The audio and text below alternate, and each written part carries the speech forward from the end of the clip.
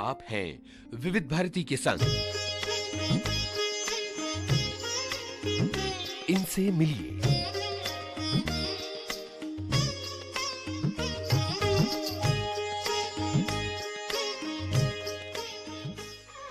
दोस्तों नमस्कार। इनसे मिलिए इस कार्यक्रम में आज हमारे साथ हैं सुप्रसिद्ध शहनाई वादक ओमकार धुमाल। ओमकार, आपका बहुत बहुत स्वागत है विविध भारती के स्टूडियो में।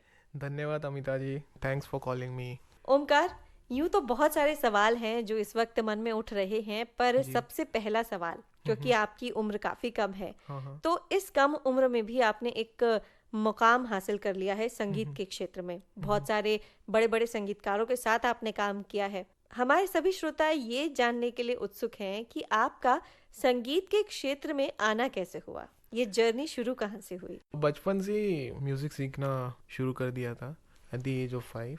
और घर family is from musical background और मैं 4th जनरेशन हूँ जो म्यूज़िक में इन्वॉल्व है। सो रूट्स तो म्यूज़िक के ही थे एंड म्यूज़िक कहीं गया नहीं था, बस उसको अपनाना था। सो वो कुछ पीरियोडिक चीज़ें ऐसी हुई कि बहुत सारी चीज़ें हुई मेरे साथ फॉर द पर्सनल एक्सपीरियंस। उसी के कारण एक टाइम ऐसा है कि अब I know what to do and that thing is I have to play shehnai. यानी कि वो एक जो पल था, Yes. तब उस वक्त आप क्लियर हो चुके थे। यस, एक पल्स मिल गई कि भैया यही करना है। और उसके बाद फिर आप शहनाई वादन में ही आगे बढ़ते चले गए। जी, क्योंकि उसके बाद आपको कोई और चीज़ दिखती नहीं, आपको एक चीज़ आपको मिल गई कि हाँ ये मेरे को यही करना है। सो उसके बाद आपको कोई कुछ भी बोले कि ये करो वो करो वो करो, आपको पसंद ही नहीं आएगी। आप वही करोगे जो आपको अच्छा लगता है और वही करना चाहिए।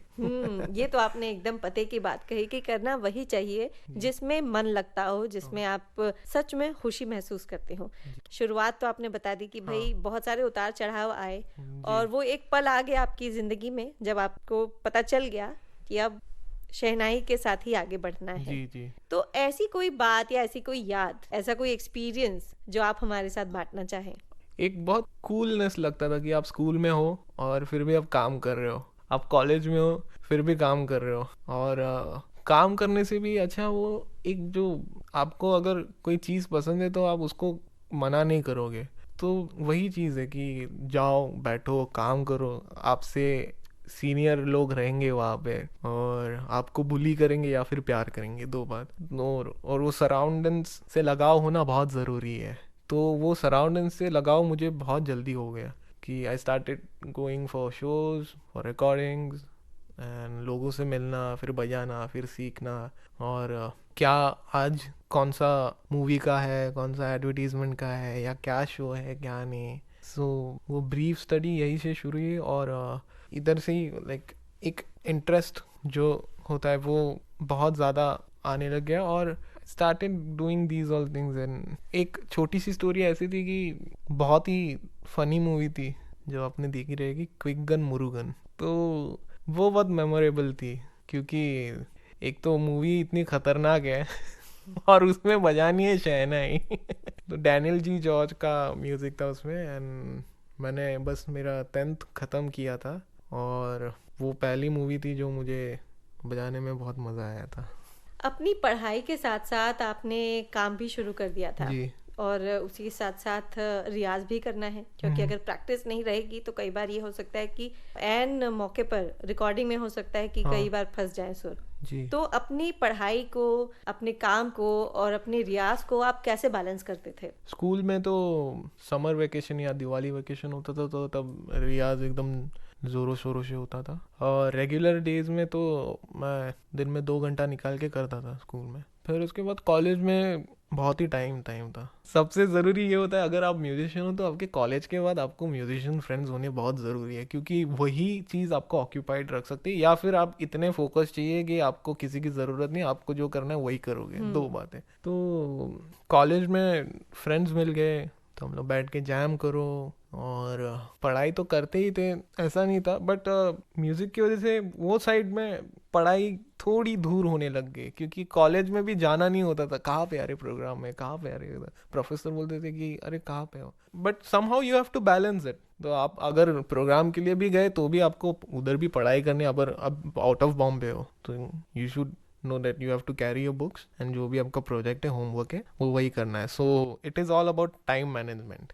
ऐसा कोई उसके लिए रॉकेट साइंस हाँ नहीं कुछ है. भी नहीं है. किधर भी जाओ टाइम मैनेज करो. एक शहनाई वादक के रूप में आपने संगीतमय सफर की आपने शुरुआत की. हाँ और अब आप एक कंपोजर भी बन चुके हैं. जी. एक कलाकार से अब कंपोजर बनना है, ये कैसे सोचा आपने? मेरा बचपन से ही माइंड इनोवेटिव था. सो मुझे उस बात का छंद लग गया कि अरे ये कंपोजिंग भी कुछ है मस्त बढ़िया. ऐसा मेरे पास जब कंप्यूटर आया तब से उस चीज़ को और ज़्यादा बढ़ावा मिल गया. मतलब अभी तक तो दूसरों की धुन पर शहनाई बजाते थे, अब खुद भी एक धुन बनाई जाए. यस. और जैसे मैं मेरे पिताजी के साथ जाता था रिकॉर्डिंग के लिए वगैरह, तो उधर देखते थे कि ये कंपोजर लोग थोड़े they do each and everything, लिखना वगैरह. And it is very cool to call musician and record for your own music what you are doing. So इस बात की क्रेविंग थी, उसी से ही वो चस्का लग गया कि हाँ कंपोजिंग भी करना है. इनोवेशन कब आएगी आपके माइंड में ये आपको पता नहीं रहता है.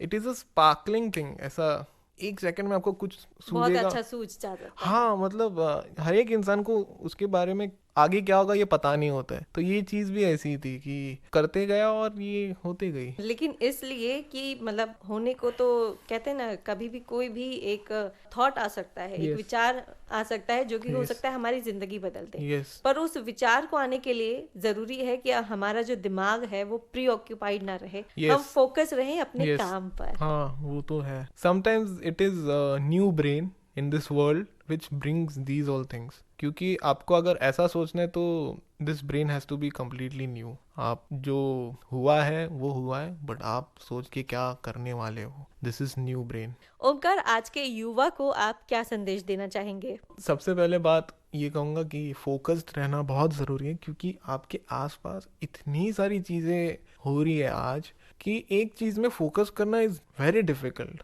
जैसे आप लोकल ट्रेन में जाते हो तो आपको 50-20 लोग जो भी दिखेंगे वो सिर्फ फ़ोन पे ही दिखेंगे और कॉन्स्टेंटली ऑन फोन रहेंगे. वो लाइक उनकी गर्दन गर्दन झुकी नीचे रहती है. रहेगी और उधर कंसंट्रेशन मोबाइल में रहेगा.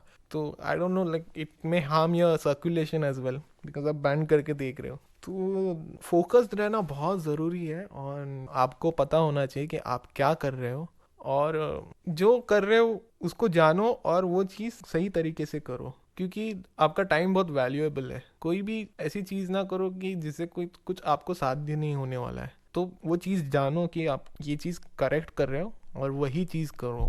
और साथ ही साथ वो युवा या वो लोग जो आगे आकर के संगीत के क्षेत्र में कुछ करना चाहते हैं, उन्हें आप क्या कहेंगे? सीखना तो ज़रूरी है, अच्छा सीखना ज़रूरी है और करेक्ट सीखना ज़रूरी है. उससे भी ज़रूरी अगर आपको म्यूजिशियन होना है, आपको म्यूज़िक वर्ल्ड में काम करना है, तो first thing you should know कि you can survive on music. उससे आप एक अच्छा बिजनेस बना सकते हो. और ये बात मैं कहता हूँ कि ऐसे बहुत सारे आर्टिस्ट हैं जिन्होंने they are very well established and well settled.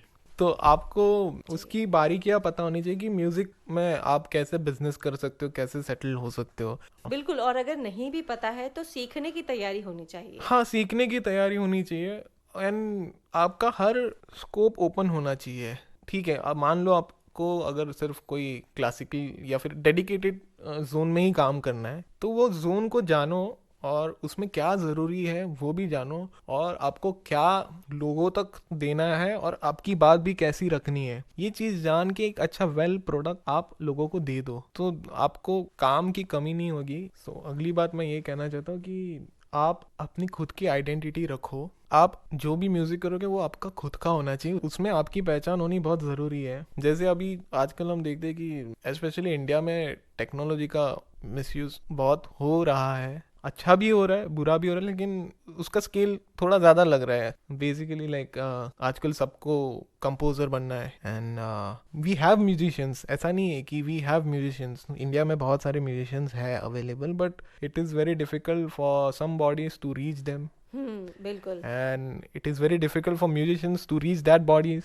And जैसे कि अगर किसी को सीखना भी है या फिर कुछ कोर्सेज भी करने हैं, तो again it is very expensive, बहुत ज्यादा महंगे होते हैं। बहुत ज़्यादा महंगे होते हैं। अगर मान लो चलो अभी मैं पंडित अरुण कशाळकर जी के पास सीख रहा हूँ, तो एक गुरु शिष्य परंपरा का स्टडी वहाँ पे होता है हमारा। तो यही अगर किसी को बाहर सीखना है तो he has to spend 3 times more money. तो ये चीज़ें अच्छे से अवेलेबल होनी चाहिए, और जो लोग सीख के आए उनको और लोगों को सिखाना चाहिए। अपना ज्ञान जो है सिर्फ अपने तक ही सीमित ना रखकर Yes. उसे लोगों तक पहुंचाना यस, चाहिए। उससे होगा ये कि अभी जो ये सब चल रहा है कि लोग अनप्रिपेयर आते हैं, उनको सॉफ्टवेयर्स पता है तो सॉफ्टवेयर्स के बेस पे ही सब कुछ करते हैं, तो इट इज़ वेरी टेक्निकल, और यू नो आर्ट का वो एक फ्लेवर नहीं रहा है सब। It has become so technical कि हाँ, संगीत से शायद संगीत निकल गया, वो मेलोडी उसकी शायद चली जाए, हाँ, तो चली गई है। दिस इज बिकॉज लोग टेक्निकल हो गए, दे हैव गॉन टेकी, तो वो आर्ट जो रहता है, आर्ट वो लोगों में नहीं है। तो because of that this industry is becoming more technical, and सब एक दूसरे को कॉपी इसीलिए कर रहे हैं क्योंकि आप सीखे ही नहीं तो आपको क्या सोचोगे आप। तो इसीलिए जो भी लोग इस क्षेत्र में आना चाहते हैं, खासतौर से संगीत के क्षेत्र में आना चाहते हैं, तो उनके लिए एक बात बहुत ज़रूरी है कि वो अपनी एक शैली विकसित करें। यस, आपके आसपास शायद ऐसे बहुत सारे लोग होंगे जो कॉपी पेस्ट कर रहे हैं, पर उन्हें देखते देखते और सिर्फ बस ये सोच करके कि कॉपी पेस्ट ही चलता है, ये एक सोच को हटा करके अपनी एक शैली विकसित कीजिए, यस, और साथ ही साथ सीखते रहिए। यस, यस, सीखते तो रहना ही चाहिए। बिल्कुल। और ओमकार, बातें तो हम कर ही रहे हैं और भी बहुत सारी करने वाले हैं, पर साथ ही साथ हम आपको सुनना भी चाहते हैं। जी, तो आप हमें कौन सी धुन सुनाने वाले हैं? जो मुझे बजाते बजाते पसंद आएगी वही मैं आपको सुना दूंगा। चलिए।